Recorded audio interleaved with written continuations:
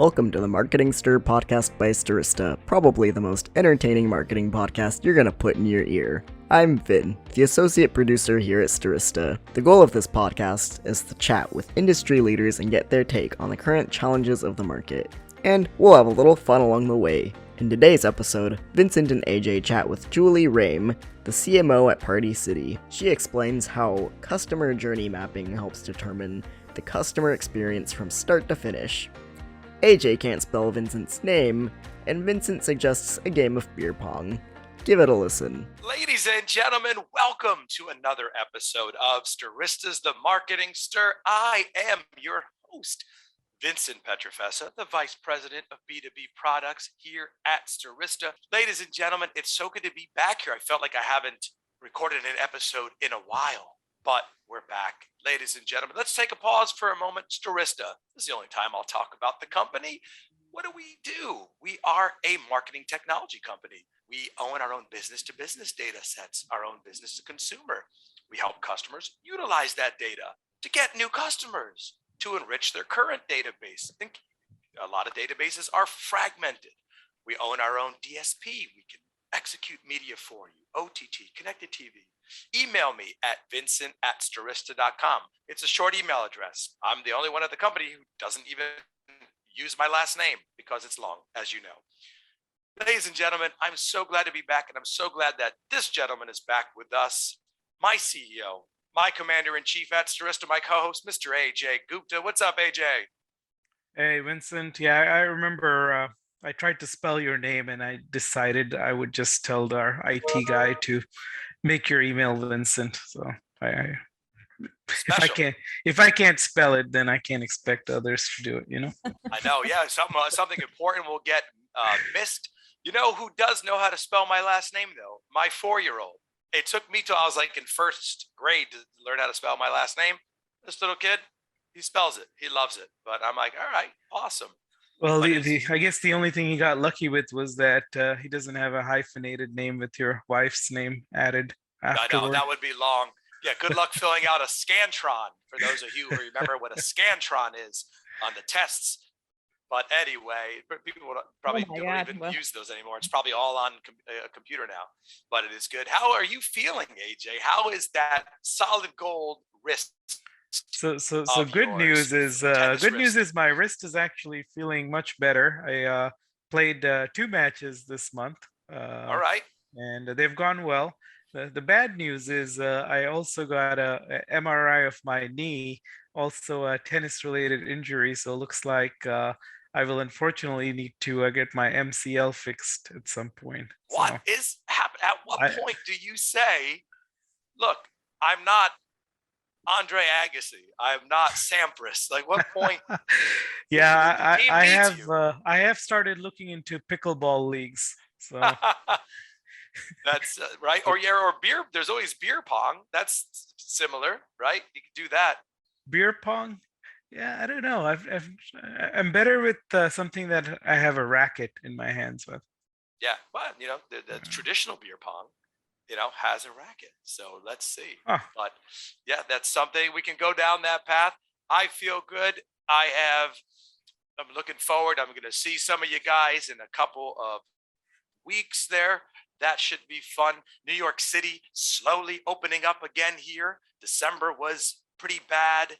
That couple weeks where some Broadway shows shut down, and the Rockettes. How do you shut down the Rockettes and kill all those little kids' spirits? How do you do it? But they did it. But it's opening back up, and people are ready to party again. Speaking of party, we're having a party today, AJ. We're having a party today.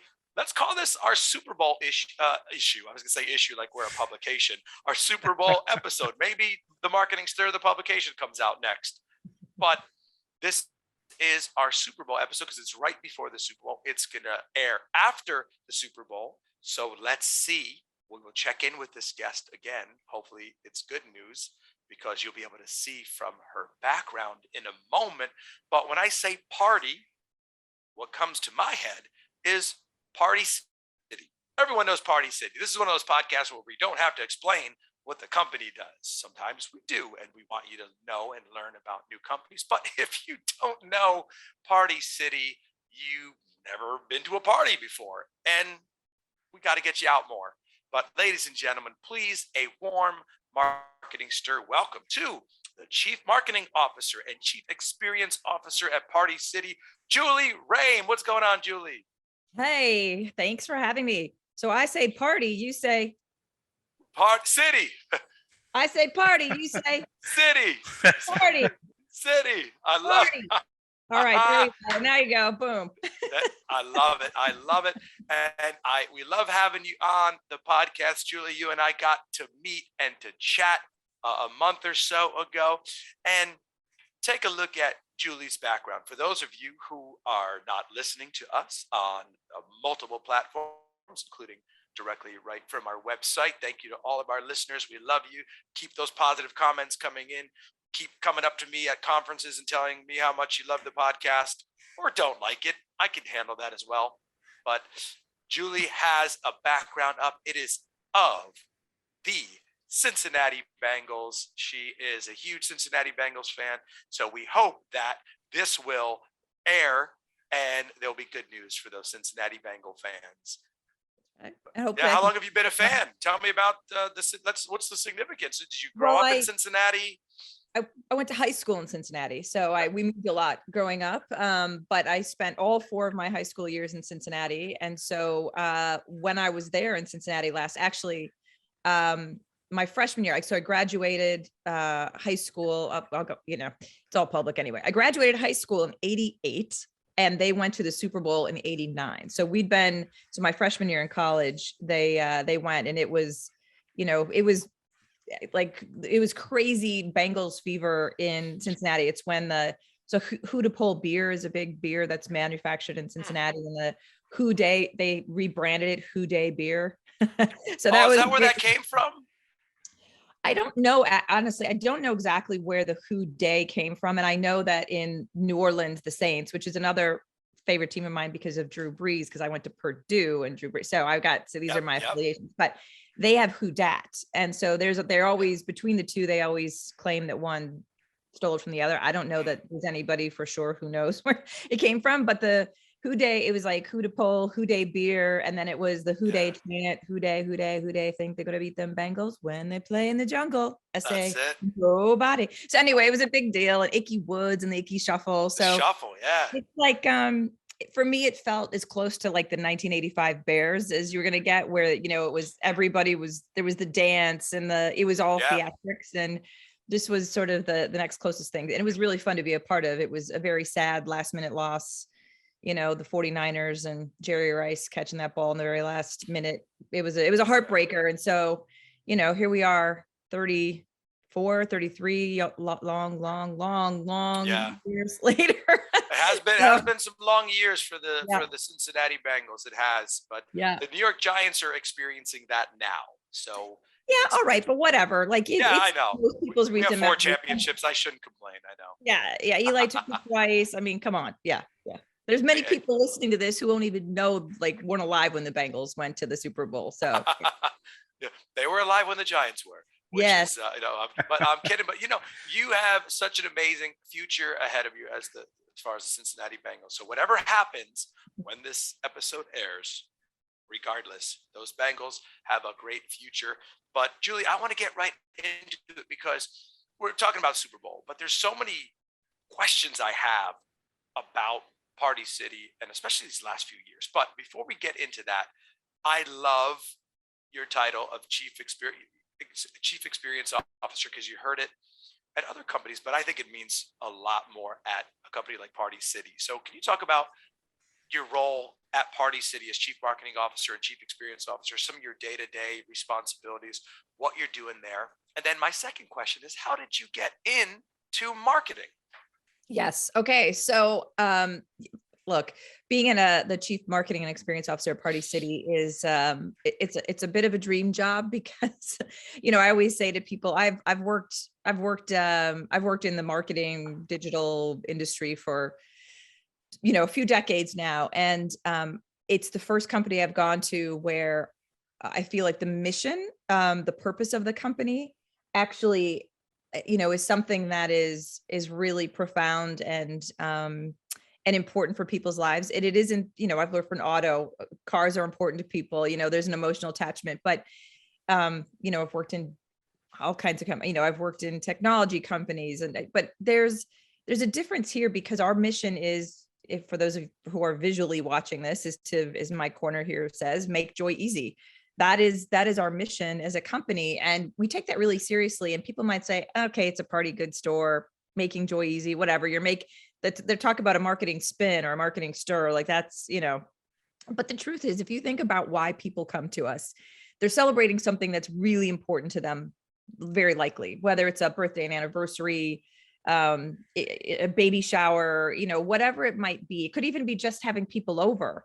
It's still something that they're looking to mark or to signify in some sort of special way, to lift it up beyond sort of an everyday activity. And there's only one chance to do that right. And if we mess that up, if we don't deliver, if the birthday party is kind of ruined if we deliver the balloons a day late, right? If you get your sweater delivered a day late, yeah, unless you had the party that day, it's probably not the end of the world. If your 4-year-old doesn't have balloons on the day of her birthday, that's a problem. And that's a memory that is one that stays in a really bad way. And so we do take this notion of making joy easy very seriously, because it is something that we are there. We take a responsibility for these people who come to us. So being the experience officer, as you've said, takes on a whole new, for me, level of significance in terms of the responsibility we have, because we as a company are here to help bring joy, but making the joy easier to obtain. That's the role of the experience officer, and to making sure that it's a positive experience. And so, and all that is to say, it is not on, look, everybody in the company's job is to be part of the experience, every single person. So it is my job to help to set the strategy, to help to provide insights, to help to provide guidance. But at the end of the day, it is a team-wide effort to actually help to deliver this joy in the easiest way possible. Because let's face it, when you think about what most people have to do when you get ready to throw a party, it's a long list of things, and it can be stressful. It's like, am I forgetting something? What if I didn't invite somebody? What if I forgot like the cupcakes, or there's the favor bag, or what? There's so many things that could go wrong, and it can be very stressful. Our job is to try to figure out, get ahead of it, and create tools to make it really easy for people to not have to stress, so that it isn't only the celebration that is joyous, it's the whole process is joyous. And that's not an easy thing to do, because historically it's not been. And so that's the goal, and that's what I'm here to do. I love it. And talk to us about after Purdue, go Boilermakers, what got you into marketing? People love hearing this story, because sometimes, more on the rare side, it's I studied marketing and here I am. But other times, most of the time, it's like I was a philosophy, or I was an engineer and here I am. So I would love to hear your story. Yeah. I studied civil engineering, environmental engineering, and here I am. Nice. That's it. I love it. So yeah, that was me. I have the path less taken for sure. I went to high school in Cincinnati, as we've established. I went to high school in Cincinnati. I went to an all girls private Catholic high school. So it was very college preppy, all those kinds of things. And we, by the time you get to your senior, I was good. I was a really good student. By the time I got to high school, your senior year in high school, you've got to start to apply. Obviously, actually your junior year applying. But you're actually like, who knows? I always, now I have 2 kids, one's out of college, one's in college, but I was like, it's crazy to think that you should know what you're going to do with the rest of your life. That's my guidance to my kids. Just go and like take anything that sounds or looks interesting. Do not worry, like it will work out. I use my example all the time. So for me, I went into the guidance counselor, and the guidance counselor said, well, you're really good in math and science, Julie. You should be an engineer. I was like, okay, what do they do?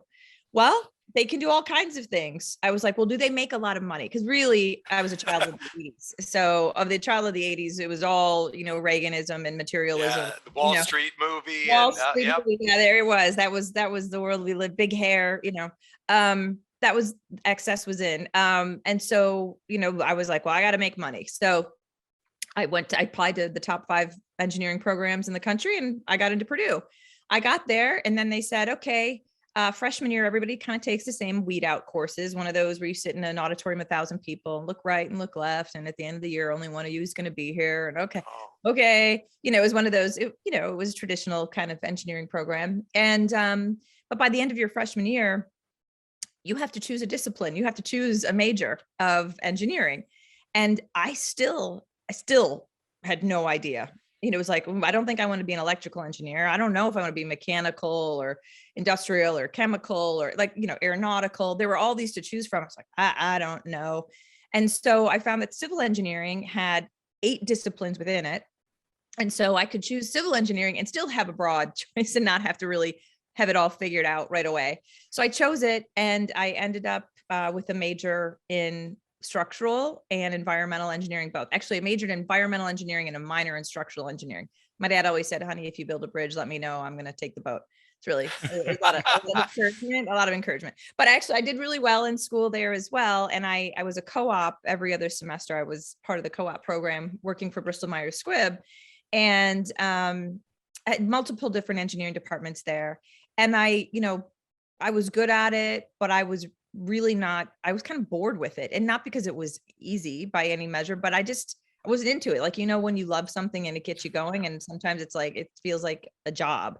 And it was that led me to know that I needed to think about something else. But it was also the experience there where I was able to be part of broader meetings, business meetings.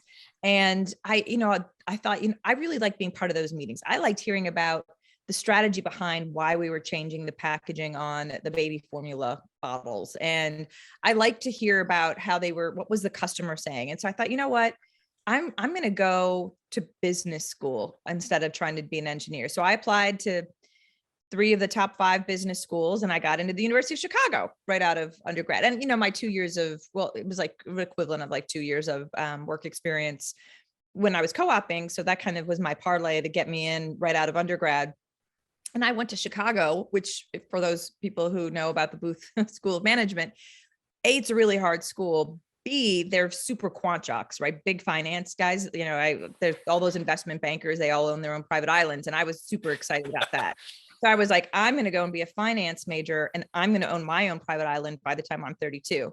So it took me my first quarter where I was taking my first finance class, because I'm good at math, of course. So that made perfect sense.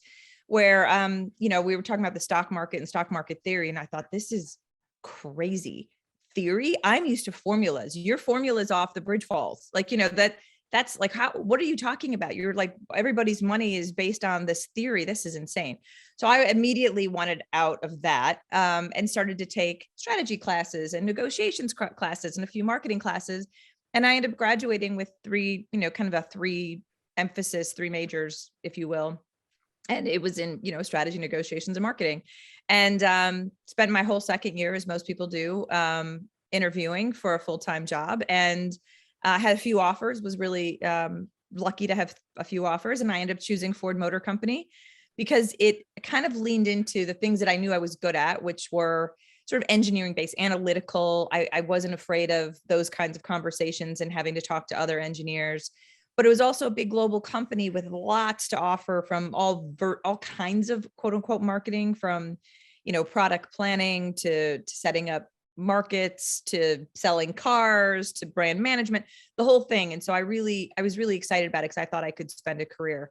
And so that's kind of how it began. That was my first endeavor. When I was in grad school, I actually worked for American Airlines, both in a class for 6 months, but then also as an intern down in Dallas for a summer as well. And that kind of sealed the deal for me. I was like, this is it. It's a nice combination of sort of customer insight, marketing, solving problems to try to make, a better product or a better customer experience. And that kind of set the tone from there on out.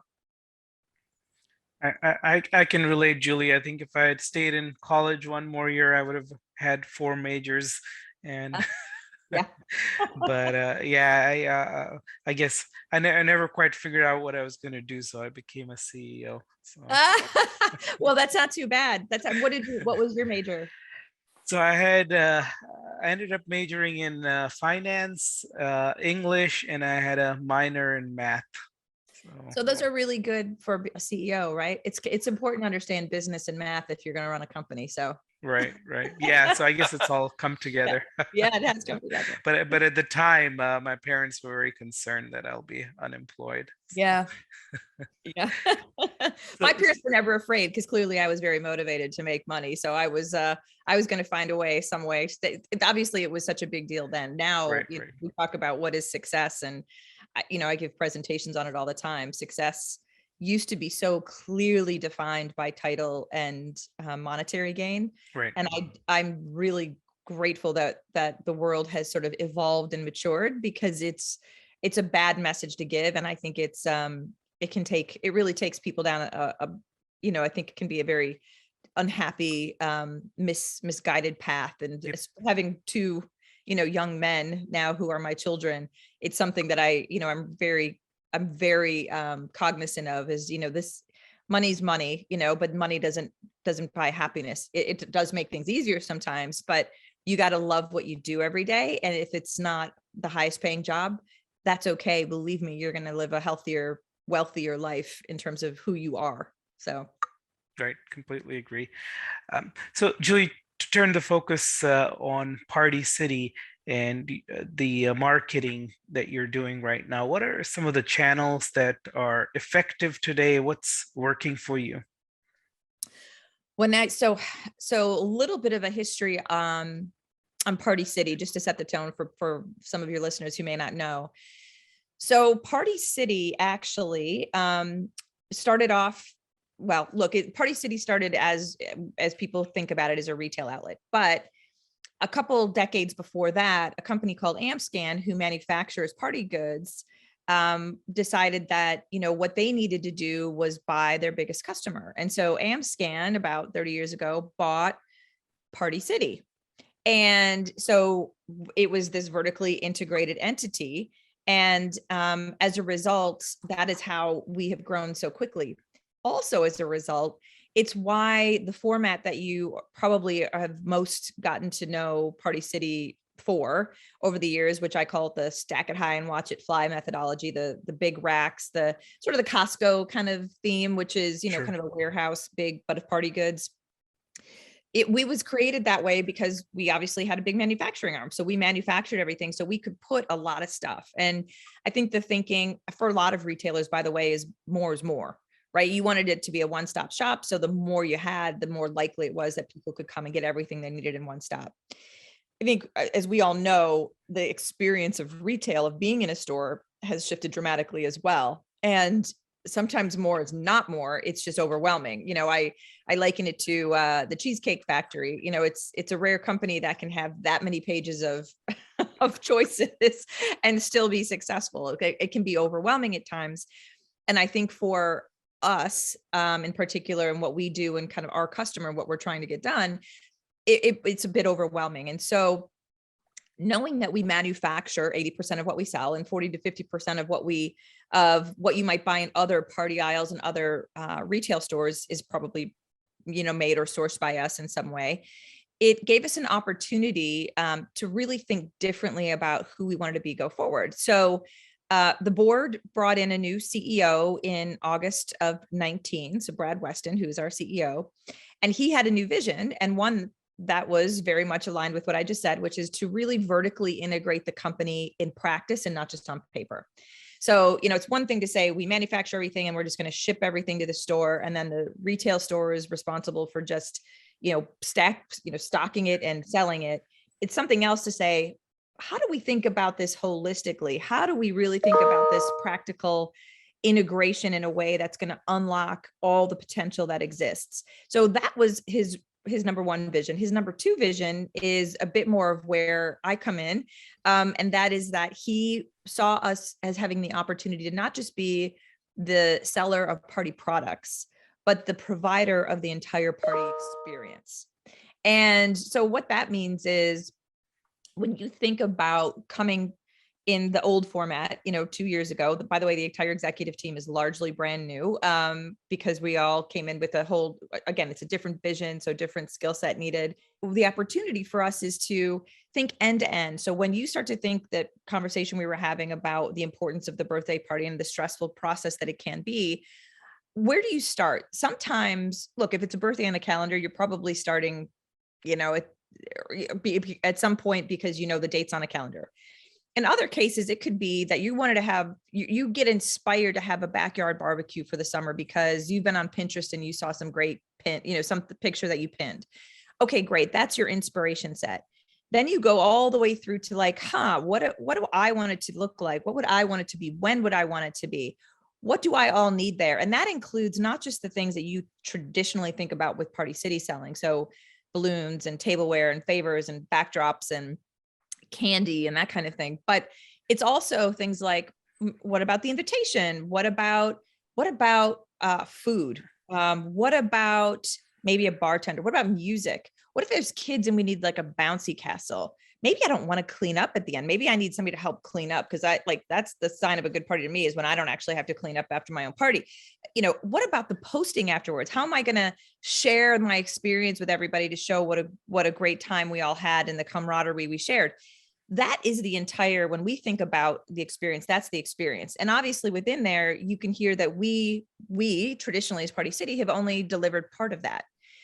What our goal is to try to really deliver it in total, or connect dots to deliver it in total. So there's an opportunity for a marketplace in there. We have built new tools in there. So how do you make a balloon builder? How do you think about building a celebration in a way that you can visualize it, so that I could show you an outdoor scene, an indoor scene, and I could show you all the goods, and you could go in and say, click that one. I don't want that thing in there. I want that thing in there. And you can visualize the whole thing and then click to put it in your cart. And then at the same time, potentially link into a marketplace to say, I also need a caterer. I need a bouncy castle. And what about then potentially a partnership with a company like Pinterest? By the way, we have that. And where you can pin your photo and it connects back over to your experience at Party City, where now your image and all of your content is saved. So that if you want to go back in and replicate that exact party, maybe with a few differences for some other occasion, it's there and saved for you. What if you wanted to be able to share that with other people who really liked what you posted or pinned, and they want to be able to replicate what you did? Now, could we make that easier for them? So you can see from an end-to-end experience, especially from a digital transformations experience, what the opportunity is. So we've embarked upon that path. And so we are walking down that path today. We're not fully delivered upon it yet. It's been 2 years. And of course, I started in December of 19. So 30, 60 days before the pandemic hit. But we continue down the path regardless, and we've made great progress. Our stores are also changed over. We've got our next generation stores. So there's about 100 of our stores now out of our 750, 800 stores that we have out there that are what we call our next gen store, where you come down and the sight lines are at 5 feet. There's a round balloon counter immediately when you walk in versus the traditional black wall that has all the pinned flat balloons on it.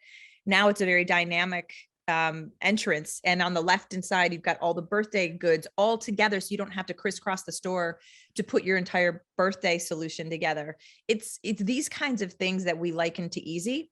And then you layer on services. So the things that I just talked about from a digital transformation component are one big component of the service, but we also are offering party planning for people. So free part. Most people are like, party planning, I can't afford party planning, are you kidding?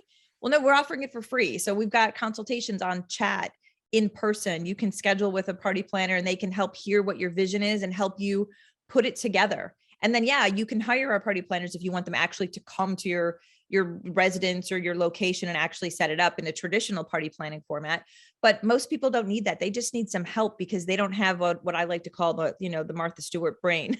They can't see it. They need somebody to help them visualize it. So in addition to our visualization tools, we actually have human beings there to help you out. So that is really sort of the journey that we are on as a company, and what we're trying to accomplish, to actually, again, make joy easy for people, but to take on this, evolution of where we've been from back when we were just, a few decades ago merging to now today. What do we think the future holds?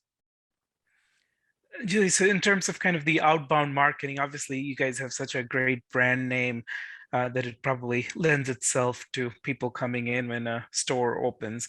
But outside of that, I know our producers noted that you're moving away from traditional media more into the digital world. So would love to hear more about that. Yeah, yes, no, AJ, right. I didn't answer that when you asked that earlier. Yes.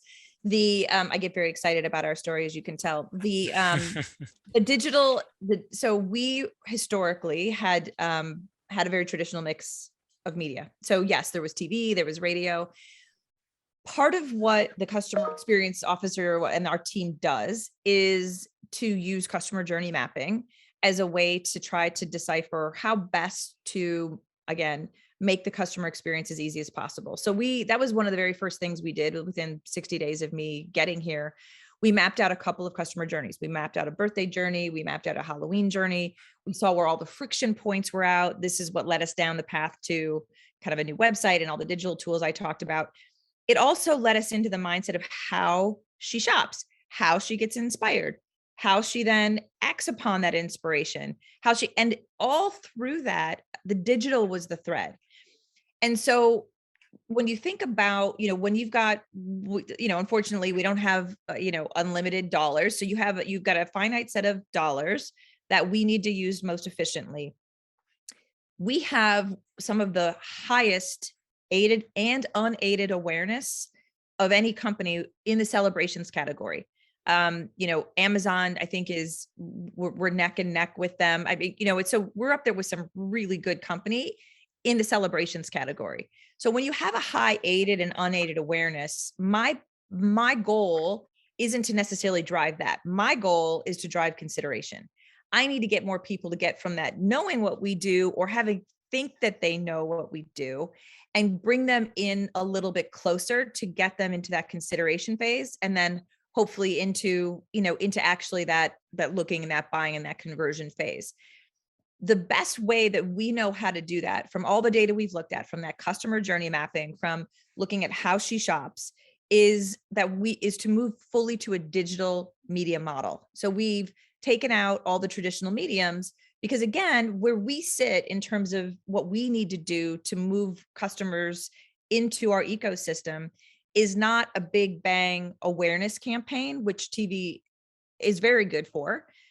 Instead, it is much more specific. And because celebrations are personal, it's not a one size fits all. It is a very personal experience. Digital offers us that opportunity to create that personalized experience, to really leverage first party data, to really use these digital tools to allow people to create their own very bespoke experiences for something that is meaningful to them and their particular situation, and making it local. Again, when you think about these experiences we're trying to offer, we've got pockets of various people with different diversity backgrounds, experiences, and we want to lean into that in their local community to be able to allow them to leverage the flavor of their local community into their own personal experience. That, again, would be very, very expensive to do in some of the more traditional mediums. And it is much more cost effective and actually straight up effective, not even just from a cost perspective, when you use a digital medium. So we have moved fully 100% to digital media. Nice. And Julie, first I want to shout out my Party City stores that I go to. I grew up Portchester, New York. It was my main store, and now 14th Street. So I want to give some love to those stores because they always take care of me. So Excellent. Also, Julie, let's talk about something that I'm sure a lot of people want to know about. Celebrations during the pandemic, especially in the beginning, right? Those graduations, all those kids who didn't really get to experience their senior year. That was my favorite year of high school. I loved my senior year. And all those times, how did Party City have to adapt? I mean, and you were there right before. It's like, here's this, welcome aboard, Julie. Oh, now here's the pandemic. How did you adapt? Yeah, as I have often said, party and pandemic not synonymous. So yes, and it's true to your point. What we learned quickly. The pandemic was a learning curve for the entire planet, as we know, and we have a brand new team. More than half of us had been recruited by the time the pandemic started, really within like 90 days of the pandemic starting. And so I think many companies had the option, in some cases, to just try to hunker down and ride the storm, not knowing how long the storm would last. God, nobody knew it would last this long, right? But we were a little bit in a different situation. We came in to really turn this company around and to ignite this vision that Brad had laid out so clearly. And we were really motivated to do that. And I think we had the option of maybe holding on because party and pandemic, it was like too big, too hard of a lift. Like, how could you do that? And we just doubled down. And so the first thing we did was to understand that the only way we were going to survive was to offer delivery. We had to respect the fact that there was, you have the social distancing and needed to have people be safe. And we didn't have delivery. We didn't even have curbside delivery. And so we did that. I reached out to some of my old auto friends from all my auto days working at Ford and Chrysler and then in auto services. So I had a lot of auto years. Called some friends at Hertz and said, hey, I bet you guys aren't selling any or renting many cars and probably a lot of people sitting idle. How would you like to work with us and help us stand up same day delivery? So we used their minivans, we used their people, and it was down and dirty, it was scrappy. It didn't have the beautiful communications. It wasn't the amazing, digital experience. It was down and dirty, but it got the job done. And so from 8 days from the phone call that I first made to our first delivery, we were off to the races. So it was a very quick turnaround. That was step one. Step two was understanding that, okay, this pandemic's going to be around a little while. We didn't know how long, but the fact is that people have birthdays, they have anniversaries, if they have special events that are happening, even during a pandemic, and those people deserve joy, probably need joy more than at any time before, because it could be pretty darn depressing, as we know. And so we really had to think through, all right, now we know how to get stuff, right? The party goods to people. How do we think differently about how to help get them things in a different way so that they can still have a great party? So we created birthday kits where basically we could send the birthday kit for 6 people or 8 people to your house. You could put your favor bag together, you could personalize it, then you could drop it off in the driveways of all of your guests.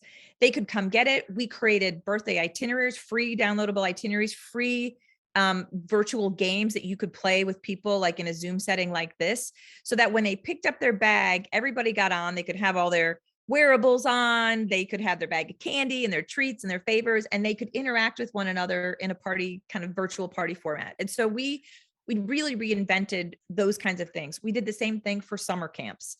Remember, nobody had summer camps. Mom and dad had the kids at home. They were losing their minds. And now they can't send their kids to camp and there's no school. What do you do? So we had our influencers create summer camps itineraries, full itineraries. Some of it required some product that we sold, some of it didn't. But it was a full day's activities, whether it was warm or rainy, or we had it all. And then we made it easy for people to shop for the items to send to their house. So leaning into that. And then your point, graduation, my son, my youngest, my baby was a 2020 grad, poor thing. But we leaned into all the personalization signs. We sold so many lawn signs and banner signs. We built car kits, parade kits, so that people could, decorate their car with balloons, with streamers, with signs, and do grad parades. We did grad parades here. It was amazing. And now what's beautiful about that, and several of these innovations that we created over the pandemic, is that people still want to add them even in a non-pandemic setting, because it's another layer of innovation and fun and joy that has been added to what had been a traditional experience. And so they always say, necessity is the mother of invention. It definitely was in our case, but some of these inventions aren't throwaway. They're definitely here to stay. Well, yeah, no, and I remember that, and I was like, where do the first thought was like, where are they getting all these things from? Because I remember the car parades, the people coming around. That's that's helpful, and that's all that stuff that you did. It's helpful. It's those little reminders of, we're still here, we're still celebrating you. So we appreciate that. I want to mention your podcast, The Conversational. I want to talk about that. I would be remiss if I didn't bring that up, because it's such a great podcast. Tell the people, what it's about, where they can hear it. So thank you. I appreciate that, Vincent. So the Conversational podcast is a pure passion project for me. It's not associated with Party City. It was me. It was actually before I started it at Party City. I had decided that I wanted to do something, that I'd always wanted to do to give back. And I have had the pleasure of, I've been around this industry a long time, so I have a good network. But the network I have of these really successful people, some in marketing and some in not, by the way, I'm always really blessed because I get to know these people personally and I hear their backstories. And their backstories are so motivating and inspiring. I also speak to a lot of young people. I speak to colleges, I speak to students, and I always see in their eyes the interest and the passion, but I also see the fear, right? That they're worried that the plan that they make, if it doesn't work, that things are going to fall apart for them. And what I wanted to do with this podcast was to bring some of these very successful people that I've gotten to know over the years and have them come on and tell their personal story, not the story that they tell on stage about the company and the things they've done, but their story from childhood all the way through. And I dedicate it to I don't know if you're going to bleep me out, but the holy shit moments. I call it the hashtag Hoshimo, because we all have had them. And it is those moments that actually make us who we are. And it is those moments that define how we pivot and how we turn. And I don't know a single successful person that hasn't had a minimum of one, on average, probably 4 or 5 that have actually gotten them to where they are. And without them, that plan that they had made they would never be nearly as successful. And so I put this out there so that others can hear these really inspirational stories and know that these obstacles, the Hoshimos that show up in life are actually there to drive you on and maybe twist you in a different direction to open doors that you didn't even know were there in front of you. So that's my goal with it. And that's what it's dedicated to and what it's about. It's on every podcast platform, Spotify, Apple Podcast. You could I've got it on my website, julieroehm.com. They're all there as well. So again, it's free. I don't make money. This is just a pure passion project. Awesome. Julie, I have heard through one of our listeners that you like pink lattes. Is that true? Pink lattes? Oh, you mean like the pink drink from I assume they're talking about the drink from Starbucks. Yes, that's the one. We got some crazy listeners out there. I do like the pink drink from Starbucks. I do. I do like it. It's one of those that, especially in the summertime, it's like joy in a little clean, clear, cup. I love it. Yes. Gotcha. Great. I was going to throw it out there and hoping that it was actually real, so I didn't look like an idiot, but I'm glad it's real. It's real. And I feel like I know who sent it in, but we'll see. So we have about 5 minutes left, Julie. So one of the things we like to do is, this is like if we had met at a bar and we would have got you that pink drink, hopefully, but or I guess it's Starbucks. But tell us a little bit about your personal life and what do you like to do in your free time? Would love to get to know, our viewers would love to get to know you better on a personal level as well. Oh, so I'm pretty much an open book. So this year, I will have been married to my husband for 27 years. I was clearly a child bride. But it's so Mike and I have been married a long time. We have 2 great kids, Nick and Luke, and they're like I said, one's in DC working, the other is up in Boston going to college. So we love spending time with them, and our youngest plays volleyball. In fact, we were up there last weekend watching a volleyball tournament, which was great. After 2 years, he's the one with the 2020 grad. His senior year was canceled and his freshman year playing was canceled. So it's been joyous to do that. So we do love that. We love sports. And you know what? I am a kind of a fitness freak. And I don't know if it's a freak. I am sort of dedicated to fitness. I'm very tied in with our fitness center here. I'm going to be a part investor to support them as well. Cause obviously the fitness centers had the boutique ones had a real struggle over the pandemic. So I'm very invested in that and trying to think about mental health for people as well through the use of fitness. And then, you know what, it's a weird thing because now we're really empty nested.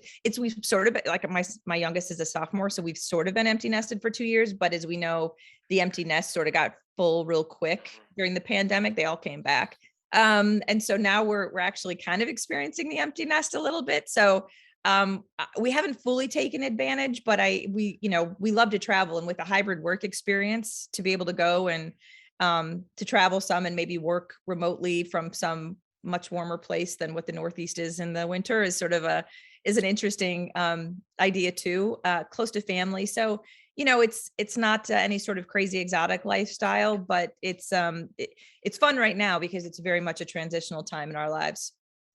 Yeah, that's awesome. Shout out to Mike, 27 years. That's awesome. Julie, one last question. One last question, because we've asked every single one of our guests this question. LinkedIn, someone with your title, people are hitting you up all the time. What's a message that resonates with you? And what are those messages that you just hate? It's our LinkedIn question. Oh gosh. Yeah. She's like, how much time do you have about the things I hate? Yeah. I love it. Yeah. 30 seconds or less. Yeah. Oh, God. Okay. Yeah. Got it. Okay. So I hate the ones that are clearly form letters where they've just stuck my name in there and you can even see the font type change. I hate that. Like, that's the laziest thing ever. I take notice. Doesn't always necessarily work out for the person, but I always respond. I always take notice when it's clear that the individual has taken time to either understand the company or me, where they've read something, they've listened to something, it's clear they've done some research because there's something very specific. They know somebody, they've been to a party city, like there's a story in there. It's the personal story that the person includes that it gets my attention and will always get a response. Again, it doesn't always mean that the business is there, but they will always get a response. And I try to respond to most. I do the best I can. There's a lot of them, to your point, but those are the ones that get my attention in a good way. That's awesome. Julie, this has been amazing. Keep up the great work at Party City. I think people need Party City more than ever during the pandemic and then now after, right? It's party time. Partycity.com. Ladies and gentlemen, that is Julie Roehm. She is the Chief Marketing Officer, Chief Experience Officer of Party City. I am Vincent and Ajay. That's Ajay Gupta. This has been another episode of The Marketing Stir. Thank you so much for listening. We'll talk to you soon. Thanks for listening to the Marketing Stir podcast by Stirista. Please like, rate, and subscribe. If you're interested in being a guest on the podcast, please email us at themarketingstir@stirista.com. And thanks for listening.